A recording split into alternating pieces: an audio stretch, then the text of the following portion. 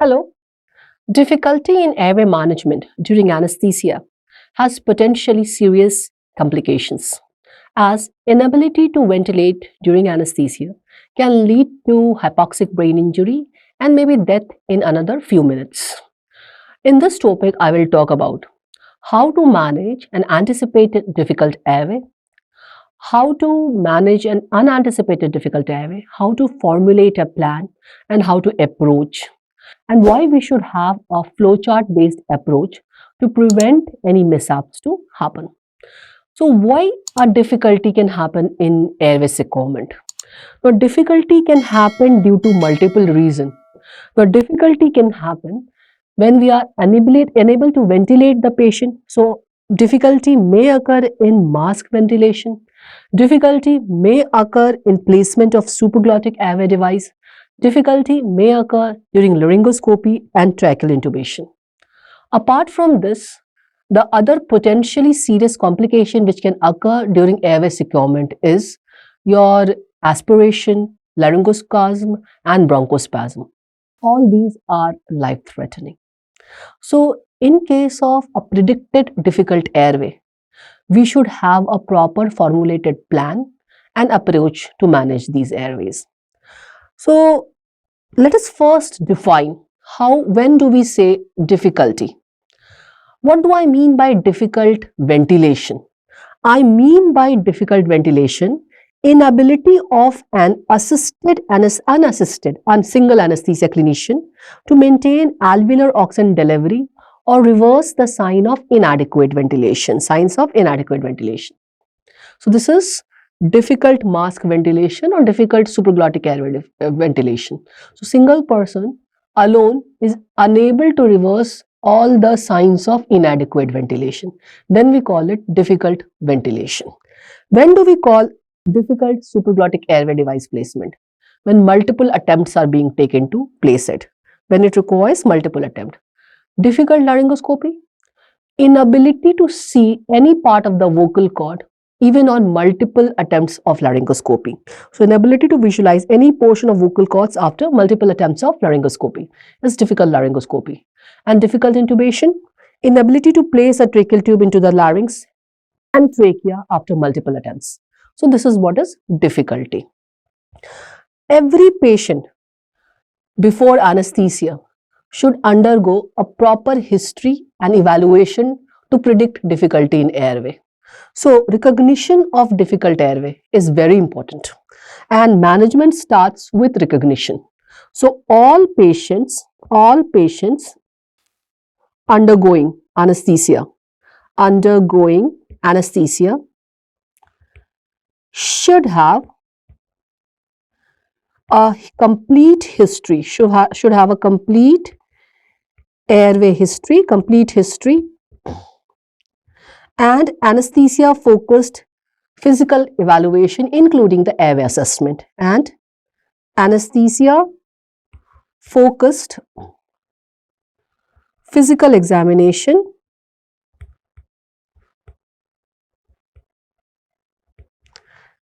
including the assessment of the airway, assessment of the airway, right? So, a proper airway assessment is must along with the history of previous anesthesia exposure, any difficulty during that exposure, history of OSA, history of several diseases which makes the airway difficult. So, proper history and proper airway evaluation is must. Now, we all know during airway evaluation,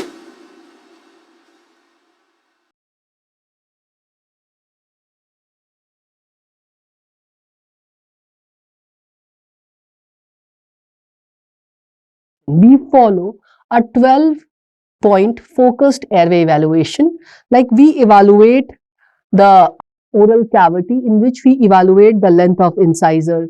We evaluate the relationship between maxillary and mandibular incisors, relationship between maxillary and mandibular incisor during voluntary protrusion of mandible, inter-incisor distance, visibility of uvula, shape of palate, compliance of the mandibular space, thiomental distance, length of neck, thickness of neck, range of motion of head and neck. this 11-point evaluation. This is our 11-point evaluation. Now, in this 11-point evaluation, if we have some non-reassuring findings, this would point towards difficult airway, right? Now, number of times, even if there are assuring findings, there is nothing which is predicting, which is pointing towards difficult airway. There is a risk of unanticipated difficult airway, right? So this is not 100% proof, but definitely, if we have some non-assuring findings, it will make us alarmed and make us more prepared to manage such patient. Apart from this, apart from airway history and your physical evaluation, we need to assess the patient for the factors which predict difficulty in mask ventilation, difficulty in supraglottic device placement, difficulty in laryngoscopy and intubation. So there are some predictors, right, which predict difficulty in ventilation, difficulty in supraglottic airway device placement, and difficulty in laryngoscopy and tracheal intubation. So what are those predictors? If you see this list, these are the predictors of difficult mask ventilation. When the patient is of old age, male sex compared to the female, obese patient, edentulous patient, patient with facial hair like beard or moustache, Malampati class 3-4, inability to protrude the mandible, or short thyromental distance, or snoring, history of snoring, abnormal neck anatomy. All these are predictors of difficult mask ventilation, and having more than one predictor make the difficulty even more. So these are the signs of difficult mask ventilation. Then we have some predictors of difficult supraglottic device placement, like male gender again, obesity, poor dentition or large incisor, neck radiation history, reduced mouth opening, reduced cervical spine motion, tonsillar hypertrophy, glottic, hypopharyngeal and supraglottic pathology. All this make the difficulty in supraglottic device placement. Again, more than one predictor, difficulty would even be more. Then the predictors of your difficult laryngoscopy and intubation, we need to identify that. Prior difficult intubation, interincisor gap less than 4 cm, thyromental distance less than 6 cm, sternomental distance less than 12 cm, head and neck extension less than 30 degree from neutral, Malampati oropharyngeal classification 3 or 4, inadequate mandibular protrusion or upper bite test class 3. Neck circumference more than 40 cm and lack of submental compliance. All this, that is hard and non-compliant submentum, all this predict difficulty in laryngoscopy and intubation, and more than one factor makes the difficulty even more, as I said.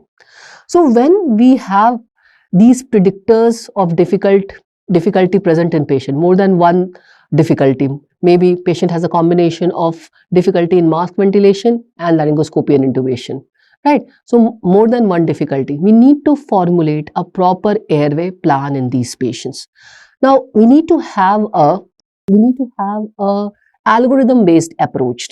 So there are different societies which have formulated different algorithms to manage the difficult airway.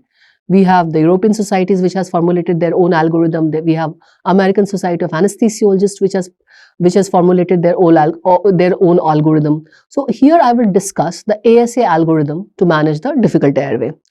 We should have a algorithmic approach, that one after another what we have to do. Then only we will not miss a step and the chances of success would be high.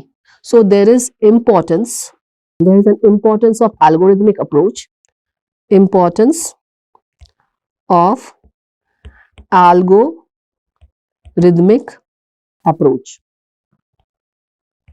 Now, the latest guideline given by ASA, the ASA updated their guideline in 2021. Now, the important changes and importance which they gave in their new guidelines are following. Now, in their new guideline, they emphasized on continuous oxygenation of the patient. That is pre-oxygenating the patient who are difficult airway and apneic oxygenation throughout when the steps of management or airway manipulation is being done. So oxygenation prior and throughout the attempt of airway management through pre-oxygenation or through apneic oxygenation. If possible, the HFNC or high flow nasal cannula, if it is available, it is a better device than your conventional nasal cannula. But if you have a conventional nasal cannula also, then oxygen at the rate of 15 liter per minute should be attached to the patient throughout the airway manipulation. And HFNC, it is even better, high flow nasal cannula, right? And pre-oxygenation is mandatory in these patients. Then they emphasized that if you have a difficult airway and you have put the airway device, it should always be confirmed by capnography. Auscultation and any other means of confirmation are secondary. So it should be end-tidal CO2, which should always be done for the confirmation, right? Because in difficult airway, this is the only way for 100% confirmation. Rest all have the poor sensitivity and specificity. Then airway management. While we are doing difficult airway management with one device or with one, let's say, airway device or one technique should be limited to less than 3. So, airway management attempts with each device or technique should be limited to 3, right? And when you are going from 3 times the same your management device you are using, you should do some changes from first to second time. There should be some, let's say, manipulation done to improve it in the second time and to improve it in the third time. Maybe when first time the attempt was made, it was made by bit inexperienced person. The second attempt should be taken up by the experienced person if the same technique or device is being used, right? And one technique or device, it should be limited to less than 3 times, right? Or not more than 3 times. Okay. And this new guideline, they give a very robust guideline for extubation in these patients also. So new guidelines provide more robust guidance for extubation, right, than the prior guidelines. So the difficult airway intubation and extubation both should be focused on. So let us see the ASA algorithm. I'll show you the ASA algorithm and the infographics, and then we will discuss it in different steps, what they have presented in that algorithm. So this is the algorithm. In case of suspected difficult airway, there are few important questions which we need to ask, which will make us decide how to proceed with managing difficult airway, whether we should go for awake airway management technique or we should go for into the airway management technique after induction of general anesthesia. So first we need to ask few questions which will make us decide that what approach we have to take, awake intubation or under general anesthesia, right? And then both awake and under general anesthesia we have to manage according to the algorithm. So let us come on infographics. This infographic of ASA, this is the infographic of ASA algorithm. Now this has been divided into 3 parts. Part 1, which we will talk about, part 2 and part 3. Part 1 is what will help us, which is a pre-airway management decision making, how to proceed with the airway management, right? The part 2 is awake airway management and part 3 is airway management with induction of anesthesia. Okay, so let us first talk about the part 1, that is the pre-airway management or decision making tool. Here we are planning. Now this help us in deciding few things, that what I told you, awake or under GA, or whether airway manipulation is necessary for the patient or not. If the surgery can be done under regional, a patient has a difficult airway, and if the surgery can be done under regional and airway securement is not necessary during the surgery, now we can go with regional anesthesia rather than manipulating the airway in case of patient with predicted difficult airway. So this plan part 1 help us in making the plan how to approach this patient. Okay, so part 1 of the algorithm help us to decide whether we should plan for awake intubation or under general anesthesia. Now, awake intubation versus general anesthesia, how do we decide? In part 1, we ask few questions. We take the answer of few questions in the patient. First question which we ask,